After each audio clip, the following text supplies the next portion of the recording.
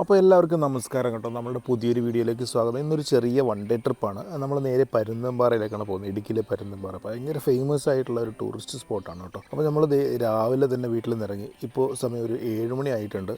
നമ്മുടെ കുട്ടിക്കാനത്തെ വളഞ്ഞങ്കാനം വെള്ളച്ചാട്ടത്തിലാണുള്ളത്. വെള്ളച്ചാട്ടം എന്ന് പറയാനില്ല, കാരണം ഇപ്പോഴത്തെ സമയം അറിയാമല്ലോ, നല്ല ഡ്രൈ ആണ്. അപ്പോൾ അതുകൊണ്ട് നമ്മൾ അവിടെ ഒരുപാട് നേരം സ്പെൻഡ് ചെയ്തില്ല. നല്ല തേയിലത്തോട്ടത്തിൻ്റെ കാഴ്ചകളൊക്കെ കണ്ട് പീരുമേട് വഴി നേരെ നമ്മൾ പരുന്തുംപാറയിലേക്ക് പോയിക്കൊണ്ടിരിക്കുകയാണ്. ഈ ഒരു സമയത്ത് നമ്മൾ ട്രാവൽ ചെയ്യുമ്പോൾ നമുക്ക് നല്ലൊരു അടിപൊളി വിസിബിലിറ്റിയാണ് കിട്ടുന്നത്. സാധാരണ പരുന്തുംപാറയിൽ നല്ല കോടമഞ്ഞായിരിക്കും. ഇന്ന് ഏതായാലും കോടമഞ്ഞ് പോയിട്ട് യാതൊരു മഞ്ഞുമില്ല. അത്യാവശ്യം തണുപ്പും കാര്യങ്ങളൊക്കെ ഉണ്ട് കേട്ടോ. പക്ഷേ ഇവിടെ നല്ല സൂപ്പർ കാറ്റാണ്. കാറ്റെന്ന് പറഞ്ഞു കഴിഞ്ഞാണ്ടല്ലോ, നമ്മളെ എടുത്ത് പറത്തിക്കൊണ്ട് പോകുന്ന തരത്തിലുള്ള കാറ്റാണ്. നിങ്ങൾ കണ്ടു കഴിയുമ്പോൾ നിങ്ങൾക്ക് ശരിക്കും മനസ്സിലാവും.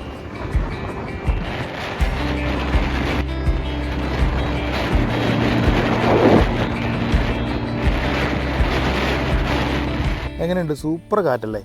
കാറ്റിൻ്റെ സൗണ്ട് ക്യാമറയിൽ അത്ര ഷോക്കാണ് കേട്ടോ. അതുകൊണ്ട് തന്നെ ഞാൻ ആ സൗണ്ട് അങ്ങ് കട്ട് ചെയ്യണം. നിങ്ങൾ നോക്കി, ആ ചേട്ടൻ നിൽക്കണം കേട്ടോ. ആ ചേട്ടനടുത്ത് കാല് പറിച്ച് കഴിഞ്ഞാൽ ഉറപ്പായിട്ട് അവിടെ നിന്ന് ആടി പിടിച്ച് പോകും. പിന്നെ അപ്പുറത്ത് മതിലുള്ളത് കൊണ്ട് കുഴപ്പമില്ല. ഇരുമ്പിൻ്റെ അഴിയുണ്ട്, സൂയിസൈഡ് പോയിന്റിൽ പിടിപ്പിച്ചിട്ടുള്ള പോലെ തന്നെ. അപ്പം അതുള്ളത് കൊണ്ട് കുഴപ്പമില്ല. എന്നാലും അതുപോലെ കാറ്റാണ് കേട്ടോ. പക്ഷേ നമ്മൾ രാവിലെയാണ്, ഒരു 8 മണി ആയിട്ടുള്ളൂ അവിടെ വന്നപ്പോഴത്തേക്കും. അതുകൊണ്ട് തന്നെ സഞ്ചാരികൾ വരുന്നേ ഉള്ളൂ. ശരിക്കും പരുന്തുംപാറയിൽ ശരിക്കും ഞങ്ങൾ പോരാൻ സമയമായപ്പോഴത്തേക്കും അത്യാവശ്യം ആളുകളൊക്കെ വന്നിട്ടുണ്ട് കേട്ടോ. ഇപ്പോൾ ഓരോ ടൂറിസ്റ്റ് ബസ്സുകളും കാര്യങ്ങളൊക്കെ വരുന്നതേ ഉള്ളൂ. നല്ല മനോഹരമായിട്ടുള്ള വിസിബിലിറ്റി. എനിക്ക് തോന്നുന്നു പരുന്തുംപാറയിൽ ഇതിനു മുമ്പ് ഞാൻ പോയപ്പോൾ എനിക്ക് ഇങ്ങനെ കാണാൻ പറ്റിയില്ല. നല്ല അത്യാവശ്യം മഞ്ഞൊക്കെ ഉണ്ടായിരുന്നു. ഇത് പക്ഷേ ഭയങ്കര കാറ്റാണ് കേട്ടോ. പക്ഷെ നമുക്ക് താഴേക്ക് ഇറങ്ങി കഴിഞ്ഞാൽ ഒരു പ്രശ്നം എന്താണെന്ന് വെച്ച് കഴിഞ്ഞാൽ അത്യാവശ്യം മണൽ പറക്കുന്നുണ്ട്. അത് നമ്മുടെ കണ്ണിലും മുഖത്തൊക്കെ വീഴും. അപ്പോൾ അതൊരു വലിയ പ്രശ്നമായിരുന്നു കേട്ടോ. താഴേക്ക് അത് കാരണം ഇറങ്ങിയില്ല. താഴെ ശരിക്കും പറഞ്ഞാൽ പരുന്തുംപാറയുടെ അവിടെ ഒരു പാറയുണ്ട്, ഒരു ബ്യൂട്ടിഫുൾ ആയിട്ടുള്ളൊരു പാറയുണ്ട്. അതിൻ്റെ മുകളിൽ കയറി കഴിഞ്ഞാൽ നമുക്ക് നല്ലൊരു വൈബാണ്. പക്ഷേ അത് ഭയങ്കര ഡേഞ്ചറാണ്. നിങ്ങളിത് കണ്ടോ, താഴെ കാണുന്ന ഒരു റൗണ്ടിലെ പാറ ഉണ്ടോ, അതാണ് പരുന്തുംപാറ എന്ന് പറയുന്നത്. അവിടെ കയറി കഴിഞ്ഞാൽ അവിടെ നമുക്ക് കയറി നിൽക്കാം. നമുക്ക് ഡ്രോണൊക്കെ വെച്ച് പറപ്പിച്ച് വീഡിയോസും കാര്യങ്ങളൊക്കെ എടുക്കാൻ പറ്റിയ അടിപൊളി സ്പോട്ടാണ് കേട്ടോ. അപ്പോൾ നിങ്ങൾ പോകുകയാണെന്നുണ്ടെങ്കിൽ തീർച്ചയായിട്ടും, നല്ല കാറ്റില്ലെന്നുണ്ടെങ്കിൽ തീർച്ചയായിട്ടും കയറണം. അടിപൊളിയാണ്. സേഫായിട്ട് കയറി. അവിടെ വേറെ അഴിയും കാര്യങ്ങളൊന്നുമില്ല. താഴേക്ക് പോയാൽ പോയി, അതൊക്കെ നമ്മൾ സേഫായിട്ട് ട്രാവൽ ചെയ്യുക. അപ്പോൾ ഇതുപോലെ കാറ്റായിരുന്നോണ്ട് കുറേ നേരം ഞങ്ങൾ നോക്കി നിന്നു കേട്ടോ. അവിടെ നിന്ന് കയറാനായിട്ട്, കാറ്റൊന്ന് കുറഞ്ഞിട്ട് കയറാനായിട്ട്. പക്ഷേ കാറ്റ് കൂടണതല്ലാണ്ട് ആ കാറ്റ് കുറഞ്ഞൊന്നും ഉണ്ടായിരുന്നില്ല. അപ്പോൾ എനിക്ക് നിങ്ങളോട് പറയാനുള്ളത്, പരുന്തുംപാറ, ഇലവീഴ, പൂഞ്ചിറ എന്നീ പറഞ്ഞ സ്ഥലങ്ങളിലൊക്കെ പോകുവാണെങ്കിൽ കാറ്റില്ലാത്ത അത്യാവശ്യം മൺസൂൺ ടൈമൊക്കെ ആണ് പോകുന്നെങ്കിൽ നല്ല അടിപൊളി കോടമഞ്ഞിറങ്ങുന്ന അടിപൊളി ഒരു താഴ്വരയാണ്. നല്ല രസമുള്ള കാഴ്ചകളായിരിക്കും നിങ്ങൾക്ക് അവിടെ കിട്ടുന്നുണ്ടാകുന്നത്. അപ്പോൾ നിങ്ങൾ പോകുമ്പോഴത്തേക്കും അത്തരത്തിലുള്ള സമയം നോക്കി പോവുക. ഡ്രൈ സമയത്ത് പരമാവധി പോകാതിരിക്കുന്നതായിരിക്കും ബെറ്റർ എന്ന് പറഞ്ഞു. അങ്ങനെ അത്യാവശ്യം വെയിലായതുകൊണ്ട് ഞങ്ങൾ അടുത്ത സ്പോട്ട് വാഗമണ്ണിലെ പൈൻ വാലി ലക്ഷ്യമാക്കി അവിടെ നിന്ന് വിട്ടു കേട്ടോ. ഏലപ്പാറയിൽ ഒരു അടിപൊളി തേയിലത്തോട്ടം കണ്ടു. നമ്മൾ മൂന്നാർ കാണുന്ന പോലെ തന്നെ നല്ല തട്ടായിട്ട് നല്ല മനോഹരമായിട്ടുള്ള ഒരു ബ്യൂട്ടിഫുൾ തേയിലത്തോട്ടം. ഇതങ്ങനെ എല്ലായിടത്തും കാണാൻ കിട്ടില്ല കേട്ടോ. കാര്യം എന്താണെന്ന് വെച്ച് കഴിഞ്ഞാൽ പല സ്ഥലങ്ങളിലെയും തേയിലത്തോട്ടം ഇത്ര മനോഹരമായിട്ട് ഉണ്ടാവാൻ ചാൻസ് ഇല്ല. നമ്മൾ സന്തോഷ് ജോർജ് സാർ പറഞ്ഞതുപോലെ മൂന്നാറിലെ തേയിലത്തോട്ടത്തിന് ഭയങ്കര ബ്യൂട്ടിയാണെന്ന് പറഞ്ഞതുപോലെ തന്നെ ഇവിടെ നമുക്ക് ഏലപ്പാറയിൽ ആ ഒരു ലൊക്കേഷനിൽ വന്നു കഴിഞ്ഞാൽ നിങ്ങൾക്ക് തീർച്ചയായിട്ടും മനസ്സിലാവും ഇവിടുത്തെ തേയിലത്തോട്ടത്തിനൊരു പ്രത്യേക ഭംഗിയാണ്. അത്രയും ഭാഗത്ത് മാത്രമേ ഞാനത് കണ്ടിട്ടുള്ളൂ കേട്ടോ. ഈ റൂട്ടിൽ ഞാൻ ഒരു 6 വർഷമായിട്ട് ട്രാവൽ ചെയ്യുന്നതാണ്. പക്ഷേ ഇത്ര മനോഹരമായിട്ടുള്ള ആ ഒരു തേയിലത്തോട്ടമുള്ളത് ഏലപ്പാറ ഭാഗത്താണ് എനിക്ക് തോന്നിയിട്ടുള്ളത്. പിന്നെ ഉള്ളത് മൂന്നാറാണ്. അവിടെ നിന്ന് ഏതായാലും നമ്മൾ നേരെ വാഗമണ്ണിലേക്ക് വന്നു. അടുത്ത സ്ഥലം വാഗമണ്ണ് ചൂസ് ചെയ്യാനുള്ള പ്രധാന കാരണം വേറൊന്നുമല്ല, നല്ല വെയിൽ തന്നെയാണ് കേട്ടോ. മൊട്ടക്കുന്നിലൊന്നും നമുക്ക് കയറാൻ പറ്റിയില്ല, അതുപോലെ തന്നെ വെയിലാണ്. പിന്നെ നമ്മൾ ഇതിനു മുമ്പ് പലതവണ പോയിട്ടുള്ളതാണ്. പൈൻവാലിയിൽ ഇതിനു മുമ്പ് വന്നപ്പോഴത്തേക്കും ആളുകളൊന്നും ഉണ്ടായിരുന്നില്ല. ഇന്നിപ്പോൾ സൺഡേ ആണ്. ഒരുപാട് ഓഫീസ് സ്റ്റാഫുകളും കാര്യങ്ങളും എല്ലാം വന്നിട്ട് സഞ്ചാരികളെ കൊണ്ട് പൈൻവാലി കംപ്ലീറ്റ് നിറഞ്ഞിരിക്കണം കേട്ടോ. അപ്പോൾ അതുകൊണ്ട് തന്നെ ഇന്ന് വേറൊരു വൈബായിരിക്കും. എല്ലാ കടകളൊക്കെ ഓപ്പൺ ആയി അത്യാവശ്യം നല്ല കച്ചവടവും കാര്യങ്ങളൊക്കെ നടക്കുന്നുണ്ട്. ഇവിടുത്തെ ഏറ്റവും പ്രധാനപ്പെട്ട കച്ചവടം എന്ന് പറഞ്ഞാൽ തേയിലയാണ് കേട്ടോ. 100 രൂപയ്ക്ക് നമുക്ക് 1 കിലോ തേയില വാങ്ങിക്കാൻ പറ്റും. അത് വാഗമണ്ണിലെ തന്നെ ലോക്കൽ തേയിലയും കിട്ടും, അല്ലാതെ തന്നെ കമ്പനി തേയിലയും കാര്യങ്ങളൊക്കെ കിട്ടും. പിന്നെ എടുത്ത് പറയേണ്ട ഒരു പ്രധാനപ്പെട്ട സാധനമാണ് ചോക്ലേറ്റ് എന്ന് പറയുന്നത്. അതായത് ഇവിടെയുള്ളവർ തന്നെ ഉണ്ടാക്കുന്ന ഹോം മെയ്ഡ് ആയിട്ടുള്ള ചോക്ലേറ്റും അവിടെ നിന്ന് നമുക്ക് കിട്ടും.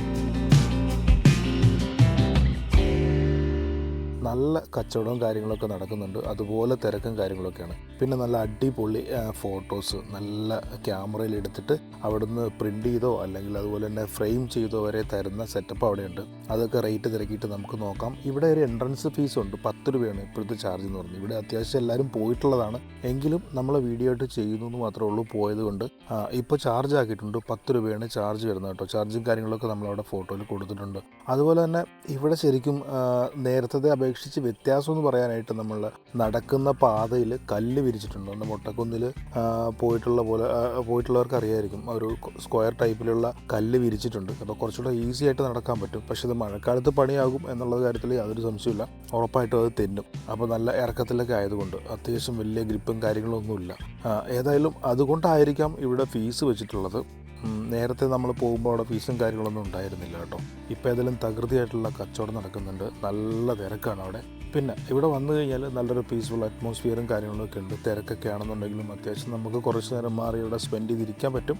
നിങ്ങൾ പൈൻ വാലിയിൽ പോയപ്പോൾ അവിടെ ഫീസ് ഉണ്ടായിരുന്നു, അവിടുത്തെ നിങ്ങളുടെ എക്സ്പീരിയൻസ് എന്തായിരുന്നു, നിങ്ങൾക്ക് ഇഷ്ടപ്പെട്ടോ, നിങ്ങളുടെ അഭിപ്രായങ്ങൾ എന്തായാലും തീർച്ചയായിട്ടും ഈ വീഡിയോയിൽ കമൻറ്റ് ചെയ്യാം കേട്ടോ. പിന്നെ നമ്മുടെ കൂടെ വന്ന അനന്തൂന് ചെറിയ പണി കിട്ടി, ഇവിടെ ഫോട്ടോഗ്രാഫിയൊക്കെ നടത്തുന്നുണ്ട്.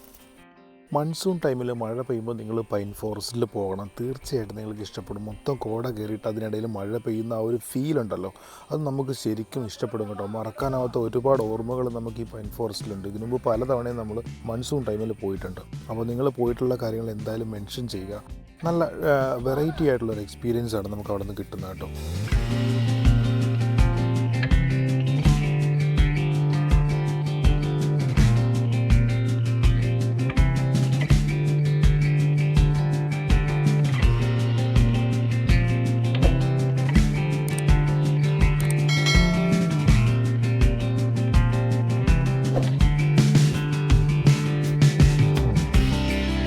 ശരിക്കും ഒഴിവ് ദിവസങ്ങളിൽ നമ്മുടെ തൊട്ടടുത്തുള്ള ടൂറിസ്റ്റ് സ്പോട്ടുകളിലേക്കൊക്കെ പോയി കഴിഞ്ഞാൽ നല്ല തിരക്കായിരിക്കും. അതിൻ്റെ അർത്ഥം എന്ന് പറഞ്ഞു കഴിഞ്ഞാൽ ആളുകളെല്ലാം കഴിഞ്ഞ ഒരു 2 വർഷമായിട്ട്, അതായത് കൊറോണയ്ക്ക് ശേഷം അത്യാവശ്യം നല്ല രീതിയിൽ ട്രാവൽ ചെയ്യാൻ തുടങ്ങിയിട്ടുണ്ട് കേട്ടോ. നേരത്തെയൊക്കെ പൈസ സൂക്ഷിച്ച് അക്കൗണ്ടിൽ വെക്കുക എന്നുള്ളതാണ്. ഇപ്പോൾ അത്യാവശ്യം ആ പൈസ ഉപയോഗിച്ചുകൊണ്ട് ഫാമിലിയായിട്ട് ട്രാവൽ ചെയ്യുക എന്നുള്ളൊരു ആ ഒരു രീതിയിലേക്ക് ആളുകളെല്ലാം മാറി തുടങ്ങിയിട്ടുണ്ട്. നമ്മുടെ വീടിൻ്റെ തൊട്ടടുത്ത് തന്നെ ഒരുപാട് ടൂറിസ്റ്റ് സ്പോട്ടുകളുണ്ട്. അപ്പോൾ പരമാവധി നമ്മൾ ഫാമിലിയായിട്ട് അതൊക്കെ ഒന്ന് എക്സ്പ്ലോർ ചെയ്യാൻ ശ്രമിക്കുക. എല്ലാവർക്കും ഭയങ്കര ഒരു ഹാപ്പിനെസ് ആയിരിക്കും. യാത്ര ചെയ്യുക, യാത്രയിലേക്ക് കൂടുതൽ ആളുകൾ ഇറങ്ങി വരിക, ഇതൊക്കെ നമ്മളെപ്പോലുള്ള സഞ്ചാരികൾക്ക് ഭയങ്കര ഒരു ഹാപ്പിനെസ് തരുന്ന കാര്യങ്ങളാണ്.